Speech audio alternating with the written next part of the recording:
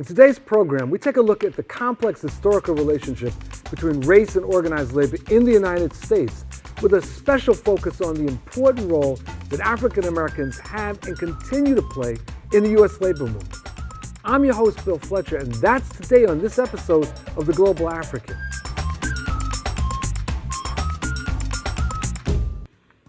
Over the past 2 decades, the organized labor movement in the United States has undergone many dramatic changes. The nature of the U.S. economy has evolved from one that was primarily an industrial base to one that is more service-oriented and high-tech driven. The numbers of unionized workers witnessed a steady decline as the employers, supported by right-wing politicians, fought with all their might to prevent the labor movement from organizing workers. For example, Walmart and McDonald's, the country's largest service employers, have fought successfully in blocking all efforts by the labor movement to organize their employees. But in spite of these anti-working class measures, the organized labor movement has been experiencing something of a revival in recent years. More and more service workers in the health, hospitality, fast food, and high-tech sectors are defying all of the intimidation tactics of their bosses and are voting to join the labor movement. And most of these new unionized workers are, in fact, people of color. Has organized labor been instrumental in its support for the ongoing black freedom struggle in the 21st century? And what is the fundamental character of the labor movement in the so-called post-racial Obama era? And we're joined with William Bill Lucy, the former Secretary-Treasurer of the American Federation of State, County, and Municipal Employees, the founding president of the Coalition of Black Trade Unionists, an organization founded in 1972 in the context of the presidential elections that took place. It's rare to have an opportunity to introduce someone who is not only an icon, but someone who had a personal impact on me. I first learned of Bill Lucy in reading a book, Organized Labor and the Black Worker by Philip Foner. It was in the mid-1970s. Right. And it was towards the end of the book, and he's describing the formation of the Coalition of Black Trade Unionists.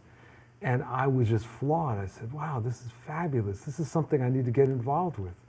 And eventually I did. So welcome to the program. Well, my pleasure being here. Thanks for the invitation. That's great. So you relatively recently stepped down from both positions. Mm-hmm. I'd like to just go back. You have been active in the labor movement virtually all of your adult life. Absolutely. I'm at 60 years, give or take a little bit, in that now.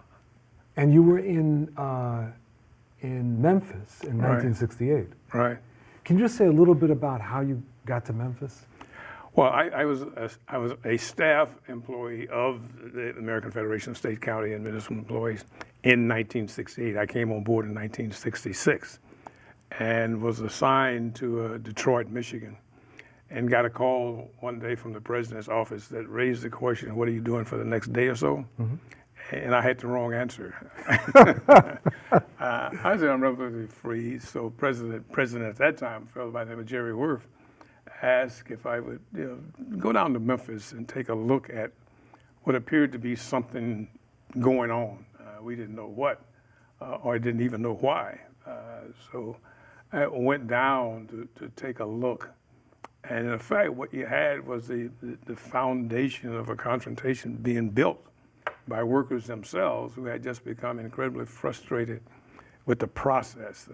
This is Memphis, Tennessee, 1968. And these are the sanitation workers. These are sanitation workers who had been trying forever to form a union, to get somebody to speak for them in this complicated southern major city, as segregated in 68 as it was in 28. And they simply decided that they had to have some ability to find an advocate for them. And somewhere during their discussions, a rather catalytic event took place. 2 men, sanitation men, mm-hmm. in the back of a truck, as they always did, to get out of the weather.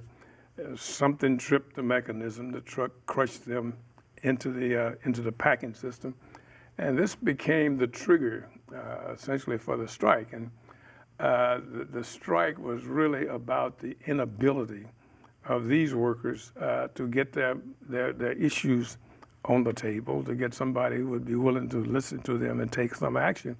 But they were very clear that they had gone through these kinds of processes before. They wanted a clear opportunity to have a trade union speak for them. And this, as I say, caught the eye of the president. I went down, tried to get familiar with the history and try to add some view and assistance to their efforts to do this. It turned into a full-fledged strike of that department. Some 1,300 men were involved. And the incredible contradiction was, here's one of the most powerful cities in the South who still could not understand that they were an employer and had the responsibility of dealing with a workforce in a modern era. These were men who worked every day, most of them, but still qualified for virtually every public assistance program that the city had. So it was an issue of the working poor. And they were determined that they were going to find a way to build themselves a union. And that program went on for 67 days. Unfortunately ended with the assassination of Dr. King. But they were determined that the only way they were going to get any relief immediately and progress in the future was to have a union that they had voice and direction of to speak for them on their issues. This actually raises a question that I've meant to ask you for a long time. AFSCME was successful in Memphis. There were other Southern organizing efforts.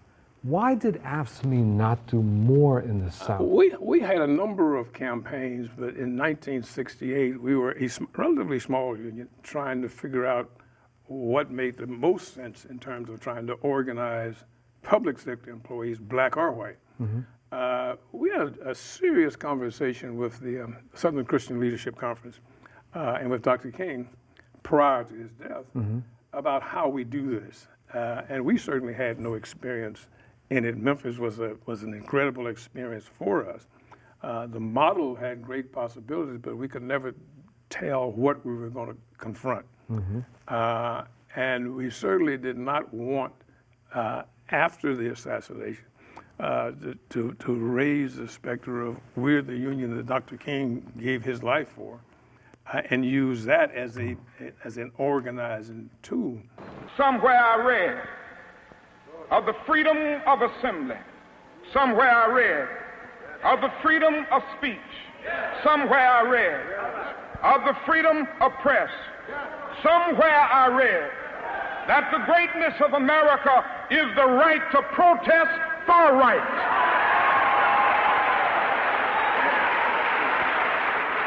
Memphis was unlike a lot of other places because the workers in Memphis decided themselves they wanted to build a union.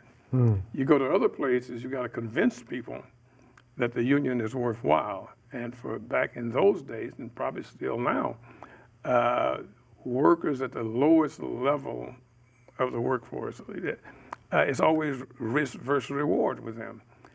You can't promise and not produce. You can't suggest that they stand before an employer that really holds life and death, in a sense, over their livelihoods.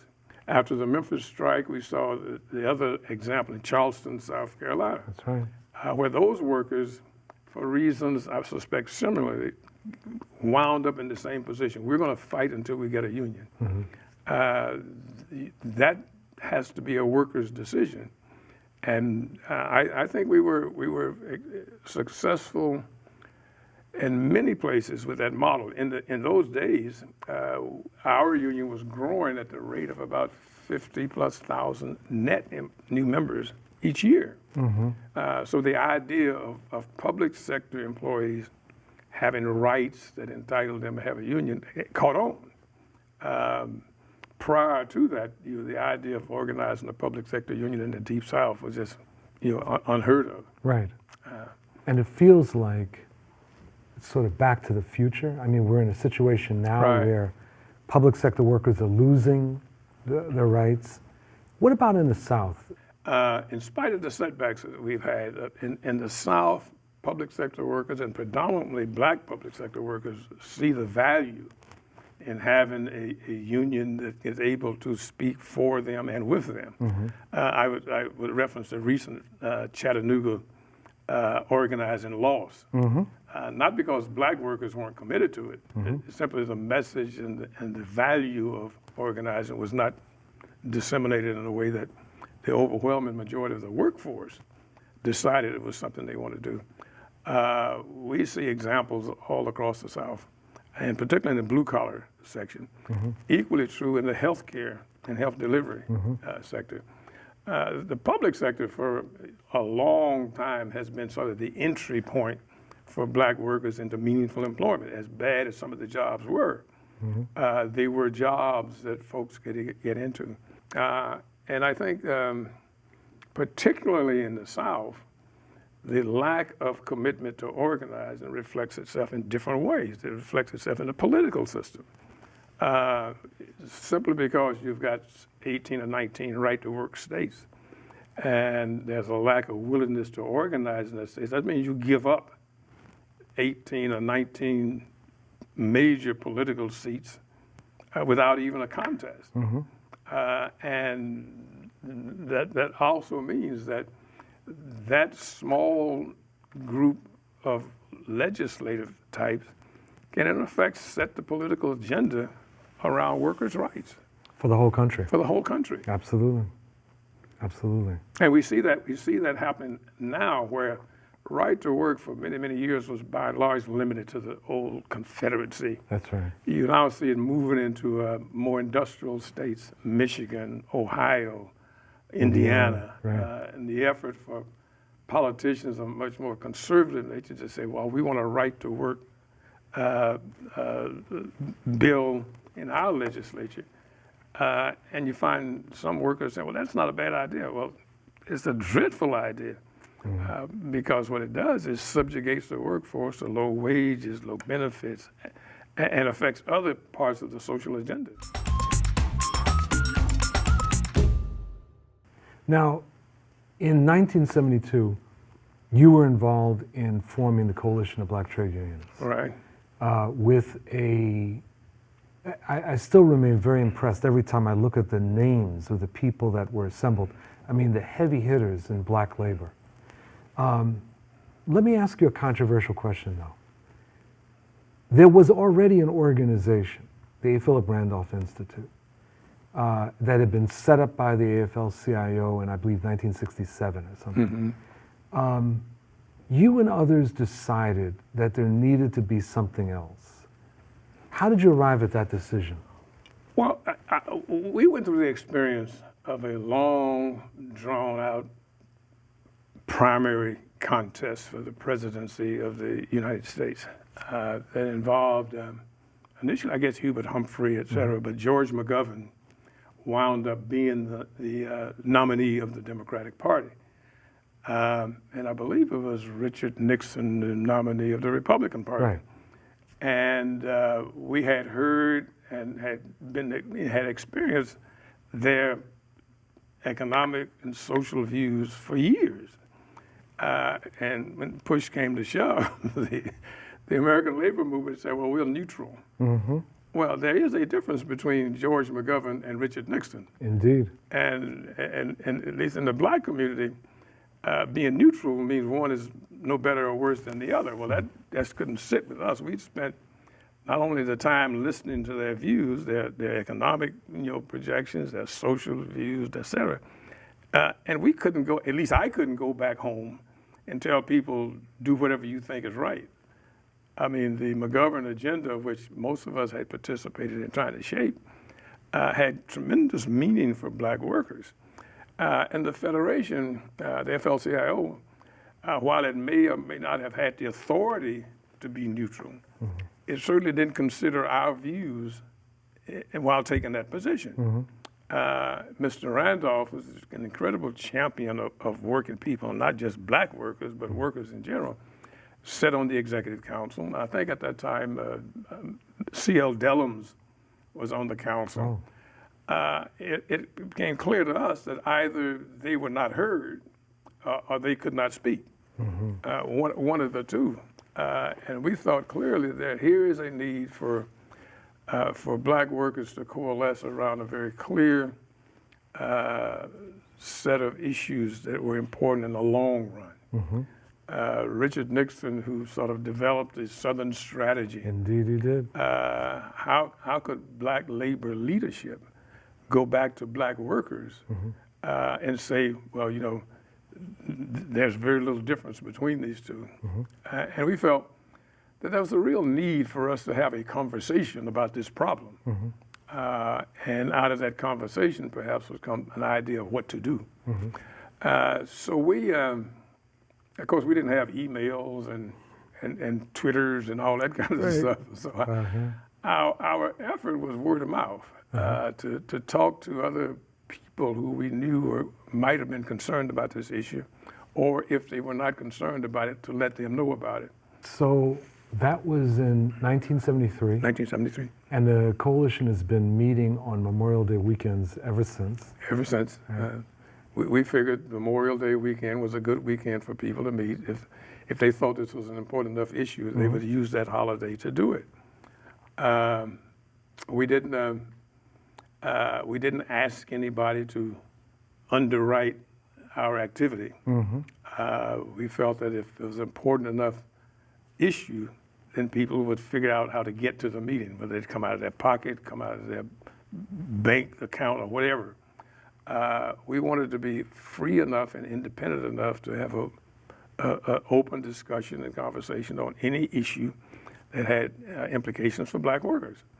And we weren't convinced that we could do that if we were on somebody's funding string. What's the argument for the continued relevance of a coalition of black trade unionists? Well, at the time, the presence of blacks in the policy-making apparatus of the Federation was like limited, both at the national level and at the state and local level. Our view was first that the American labor movement needs to change its structure so that it can hear all elements of its broad coalition. And so we began our fight to create space on the Executive Council for African Americans, Hispanics, Asians, women, etc., because that's the labor movement. So we spent a number of years working on that, and finally in 1995, we achieved that breakthrough. That was with the election of John Sweeney. The election of John Sweeney and Chavez Thompson. Right. That's right. Right. And the council was expanded by 12, 13 seats or something like that. Not set aside for blacks, but in recognition of the fact that there are major black leaders in affiliate organizations that have every right to participate at this level of the American labor movement. So we obviously took advantage of that. The labor movement has changed considerably since then, and needs to change more. The movement is not the movement that it needs to be in order for blacks and other workers of color to benefit from the work that it does. And what do you mean? Well, I think the nickel more an hour union is gone. While that's important, I think labor now has to be the core or the center of a broad social movement whose mission goes beyond just the workplace. It's involved in the issues of public policy relating to justice, relating to equal opportunity, relating to equity on a gender basis. It has to take on all of those as a part of its mission and has to organize and advocate around those issues. It's not at the point where it can do that now. And maybe sometime before we see that, we have to start it. And one of the classic examples is Ferguson. When you look at Ferguson, I mean, it's like you read the Kerner report. Right. Again, I mean, what is fundamentally different now than it was in 67, 68? And every state has its Ferguson. So if we're going to deal with some of the problems that grow out of that, then organized labor and its allies on both sides of the track has to come to the table with ideas about how do we create a society that has opportunities built in as a part of that society's mission for people to take advantage of what are God-given rights. We should not be, quarreling now about the need for sound education policies. We should not be quarreling over the question of inadequate services at the municipal level. We should not be quarreling over, clearly political and discriminatory decisions made at local levels that deny folks access to the political process.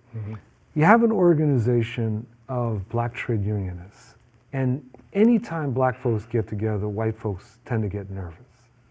All right, now, the CBTU, as you said, was not controlled by someone else. This was a black organization.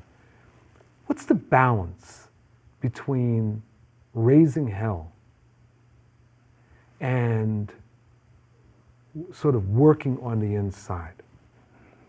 Well, we were hell raisers, but not around anything that wasn't reality. I mean, the issues we worked on were foundations of the trade union movement. We just simply said that the policies that we want to participate in must come from a black perspective, and not to the exclusion of anybody else, but to the inclusion of our views. And I would hasten to say that on the major issues of the day, we have been right much more than we have been wrong. And historically, black labor has not been a part of the discussion of national economic policy or international economic policy. We have not been a part of the discussion around trade. And the implications of trade are so devastating for us. We have not been at the table when folks had great discussions and debate over the questions of war and peace. That's right. And for those or migration. Immigration. Right. Immigration. And our argument has been and continues to be that our problem is not so much immigration as it is migration, flowing from the policies of this administration and ones before it. And that if in the long run workers are going to suffer the consequences of decisions, then they ought to have an opportunity to be a part of making the decision. Indeed. And there's nothing radical about that. I mean, and we see the changes taking place where the Federation has to develop a policy, but it's never felt a need to involve our thinking before. And you, when the apartheid issue came up, nobody was surprised. Everybody said, "Oh yeah, well that's wrong." The question is, what are we going to do about it? And I hasten to say, what the CBTU decided to do about it was confront it head on. I mean, you can't have a policy of constructive engagement with evil. Right. And if the Federation was uncomfortable about us speaking at that point, that's something that they have to wrestle with, because the fact that whether it's Africa or Latin and Central America, our policies have impacted working people. And working people look to the leader of the free world in terms of labor organization to help. This has been a real honor and pleasure. Well, thank you. I appreciate the opportunity to get together. Thank you very, very much. Thank you so much for the invitation. My pleasure. I really My mean pleasure. It. Thank you. And thank you for joining us for this episode of the Global African. I'm your host, Bill Fletcher. Thanks.